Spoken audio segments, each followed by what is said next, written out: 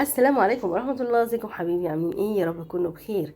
هنعمل مع بعض النهاردة الدومية، الملبن الأحمر، ملبن علبة الحلاوة. اللي هتشوفوا مع بعض الخطوات سهلة جدا.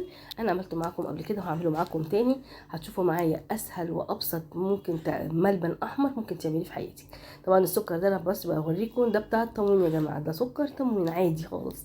يعني مش لازم نجيب سكر من الناعم أو سكر اللي هو الفاخر عشان استعمله، عادي خالص أي سكر. هنحط 3 كوبايات من السكر، عليهم 3 كوبايات من الميه. لحد كده احنا سهله جدا والخطوات بتاعتنا بسيطه. هنعاير 3 كوبايات من الميه على 3 كوبايات من السكر وهنرفعهم على النار. الحواجات اللي هنحطها عليها سهله وبسيطه جدا، كلها من البيت، يعني مش هنجيب حاجه من بره خالص، ولا هتضطري انك انت تشتريه تاني من بره خالص. من ساعه ما هتعمليه هتعتمديه وتفضلي تعمليه على طول في قلب البيت. عيلنا دايما بيحبوا الملبن وبيحبوا الطريقه اللي هو الاحمر ده، بيتخانقوا عليه. فاحنا لما هنعمله هنوفر على نفسنا كتير وهنوفر علينا خناقات. دلوقتي ربع معلقه كده من ملح الليمون، انا ممكن اعصر ليمون بس معلش، يعني ايه، نتعالى على نفسنا شويه. ب5 جنيه كده ملح ليمون هتخليه عندك لحلوات مولد النبي، هيوفر عليكي كتير وبيخلي الحاجه ما تسكرش منك. وتبقى طبعا بنحط كميه سكر كتيره عشان ما تبوظيش الوصفه منك وحرام التكلفه. هنحط معلقتين من عسل الكلوكوز ونص وربع معلقه من الملح الليمون. احنا كده كويس. لحد كده هعيد معاكي المقادير تاني. هنحط 3 كوبايات من السكر، نفس الكوبايه 3 كوبايات من الميه، معلقتين من عسل الكلوكوز، وربع معلقه من ملح الليمون. هسيبها على النار كده، انا بس بقلب المعلقه اللي في ايدي عشان بس السخونيه بتاعه الميه بتاعه السكر تنزل لي اي عسل كلوكوز يكون زياده. كده بدأ ان هو يغلي معايا. اتأكدي قبل ما تحطي اي حاجة، اتأكدي ان مفيش لسه حبيبات من السكر. سكر التموين معروف ان الحبيبات بتاعته بتبقى تخينة شوية، بتبقى صعب انها تعمل. معايا كوباية من النشا ومعايا نص كوباية من المية. انا قلبتها قدامكم، مروحتش عملتها بعيد عشان خاطر تشوفوا انا بعمل ايه. اول ما تغلي اول غلوة، ما تستنيش عليها لما تغلي كتير، هي غلوة واحدة بس. وهنبدأ بقى ان انا انزل بالنشا بتاعي وايدي فيه، ما توقفيش تقليب نهائي. هيعمل معاكي تكتلات، هيبوظ لك الوصفه. مش هتطلع حمارها صافي ولا اللون بتاعها يبقى صافي معاكي، هتطلع فيها مخرزه من النشا. بلاش الوصفه تبوظ منك على تفاهات وحاجات بسيطه جدا ممكن تقدري انك تستفادي من تتفاديها تتفاديها وما تعمليهاش. دلوقتي انا دوبت اهو كوبايه النشا مع نص كوبايه من الميه، وهنزل بيها سرسوب صغير خالص، وايدي شغاله زي ما انتم شايفين كده بتقلب، ما بتوقفيش تقليب نهائي. اهو في حبه نشا اهم لسه ما دابوش، خساره برضو اهو. انا هنزلهم وهبدا ان انا اقلب زي ما انتم شايفين كده. اول ما تبدا ان هي تبقبق من الحروف بتاعتنا وبدات النشا بتاعنا يتماسك، هقولك على الخطوه اللي بعديها بقى. تعالوا بقى نشوف مع بعض هنعمل ايه. تقدري تحطي بقى ماء ورد، تقدري تحطي فانيليا، تقدري تحطي اي منكهات انت بتحبيها. انا ما بحبش ميه الورد او ما بحبش طعم ميه الورد في الاكل. فانا هعمل ايه؟ انا هحط كيس من الفانيليا. انت ممكن تستغني عنه وممكن تحطي ميه ورد عادي. كيس فانيليا واحد بس، لو عايزه تكتري 2 مفيش مشكله. عندك فانيليا سايله عايزه تحطي منها برده مفيش مشكله، بس انا ما برجحش السايله في الوصفه هنا، ما برجحش السايله خالص. زي ما انتم شايفين كده ان الوصفه بتاعتنا بدات النشا يلم اهو ويتقل معايا، هو ده اللي انا عايزاه. في المرحله دي انا هجيب لون احمر. هتجيبي لون احمر بودر، حطيه في نقطتين 3 كده ميه وتدوبيه بره قبل ما تحطيه على المهلبيه بتاعتنا. لكن لو عندك زي اللي عندي اللي هي الجل، الالوان الجل الاحمر، بحطي منها مباشره مفيش مشكله خالص. تمام كده. انا بوصف ماشيه معاكي بالوصفه اهو واحده واحده، علشان خاطر محدش يغلط في حاجه ويقول الوصفه طلعت معايا مش مظبوطه.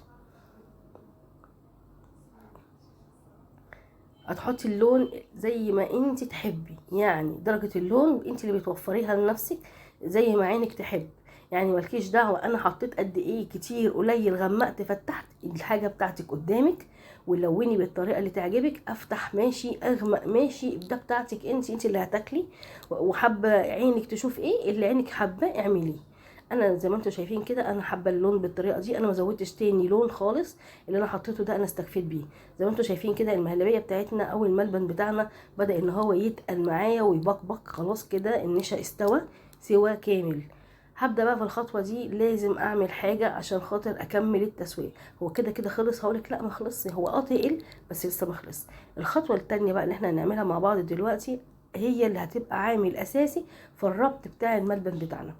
هنحط 3 معالق كبار من الجل بتاع دوت، اللهم صل على النبي، جيلاتين البودر.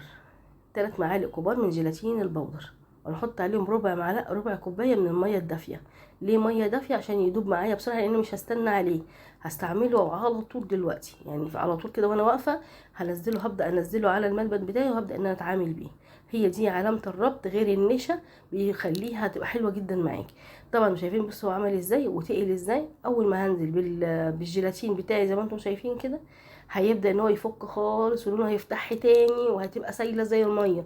ما تقلقيش، لسه هيربط تاني واللون بتاعنا هيرجع زي ما كان في الاول تاني. بس الخطوات بتاعتنا هي كتير شويه، بس عايزه صبر. وطبعا كل ده على نار هاديه جدا. لو علينا النار في الخطوه دي الجيلاتين هيتحرق هو والنشا في القعر ومش هيبقى حلو خالص. ومن المستحب انك تعمليها في حاجه تكون تيفال، علشان خاطر التيفال ما بيحرقش معاكي الحاجه زي الالمونيا بتمسك فيها جامد. زي ما احنا شايفين كده اهو. انا ببدا ان انا اجيب الجوانب واقلب، وبص هو ساح خالص تاني بقى ميه. هبدا اسيبه بقى لما يبدا يبقبق تاني، واول ما يبدا تاني مع البقبقه بتاعتي هكون انا جهزت ايه السوداني بتاعي. حابه تحطي سوداني، حابه تحطي عين جمل، اي نوع من انواع المكسرات كده. بقبقت معايا اهو، اهو بدات تتقل تاني. هنزل بقى بالسوداني. السوداني بتاعي انا حطيت حوالي ربع كيلو من السوداني. انا جايباه من المقله، يعني هو محمص مش طري، مش ني، هو متحمص فيبقى طعمه احلى. انا حطيت حوالي ربع كيلو. فزي ما انتم شايفين كده، عايزه تكتريه برده ده بتاعك، وعايزه تقلليه بتاعك. يعني في ناس تقول لك ده كتير قوي، وفي ناس تقول لك لا ده كان عايز تحطي تاني برده. دي بتاعتك انت، دي كميه بالنسبه لي انا كصابرين هي كده حلوه قوي. عايزه تكتري او تقللي دي بتاعتك انت، وانت برده اللي هتاكلي مش انا. هفضل اقلب كده لحد لما احس ان القوام بتاعي بيلم وبيتقل. طبعا كل ما بقلب في المعلقه بحس ان هو تقل في المعلقه بتاعتي ومبقاش ينزل من عليها. قبل ما اكمل تسويه انا سبت النار طبعا هاديه عليه جدا. جبت نقطتين كده من الزيت وبالفرشه بتاعتي عملت اي بوله، اي طبق ازاز، اي حاجه انت هتعملي فيها ما يرجحش البلاستيك، بيبقى سخن جدا وممكن يبوظ البلاستيك. وهجيب اي كيس بلاستيك. طب انت حطيتي تحتي ليه؟ ما انت هتحطي كيس عشان الكيس ما يجريش مني في قلب الازاز، ما يجريش. انا حطيت الزيت هيمسكه، وفي نفس الوقت اهو زي ما انتم شايفين بنفس الفرشه ان انا امسح الكيس نفسه عشان الملبن بتاعي ما يمسكش معايا في الكيس. لازم برضو ادهنه دهنه خفيفه خالص خالص من الزيت اهو. انا بحاول ان انا اسكنه في المكان بتاعه.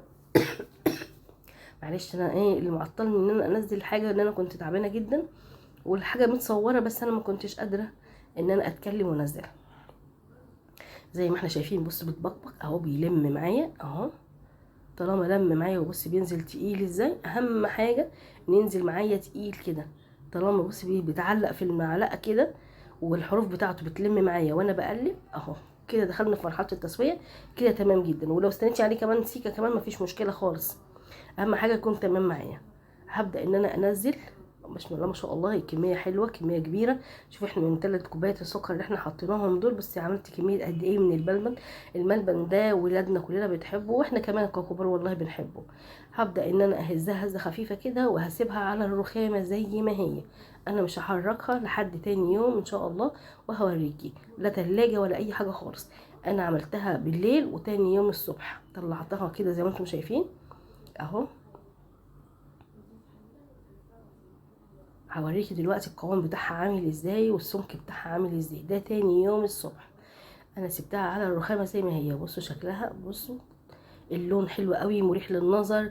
عايزه القوام بتاعها حلو جدا. قطعيها بقى بالطريقه اللي تريحك. طبعا لو انا قطعتها بالطول او بالعرض زي ما تكون هتبقى الخرطه كبيره جدا، او تبقى الشريحه بتاعتها طويله جدا. فانا كل اللي انا عايزاه ان انا اقطعها بشكل يكون لطيف. شايفين من جوه عامله ازاي؟ جميله، احلى دوميه هتاكليها من ايدك لو عملتيها بالطريقه اللي انا عملتها دي، بجد هتنبسطي جدا منها. هبدا بقى انا اقطعها زي صوابع كده بالطريقه برضو اللي تريحك انت. انا دي الطريقه بتاعتي انا، شوفي انت الطريقه اللي تريحك ايه. لو عايزه تعملي الكميه دي في علبه تكون اقل سمكا وتطلعها لك اعلى براحتك مفيش مشكله، بس انا بفضل الازاز مش بالبلاستيك لما اكون بصب فيها حاجه سخنه كده. او لو عندك قالب ألمونيا ممكن تعملي فيه برضو مفيش مشكله خالص. زي ما احنا شايفين كده اهو. انا بوريكي بس التقطيع، السمك حلو جدا ومش رفيع ومش تخين اهو. بصي طبعا يعني الشكل بيغني عن الكلام زي ما احنا شايفين كده اهو. حلو جدا، عايزه اقول لكم طعمه حكايه، احلى من الجاهز والله العظيم. كمان جربيها بالطريقه دي ومش هتندمي. احلى دوميه، احلى ملبن احمر هتاكليه. وكل سنه وانتم طيبين. ولو وصلنا مع بعض لحد هنا لايك بقى، كومنت حلو.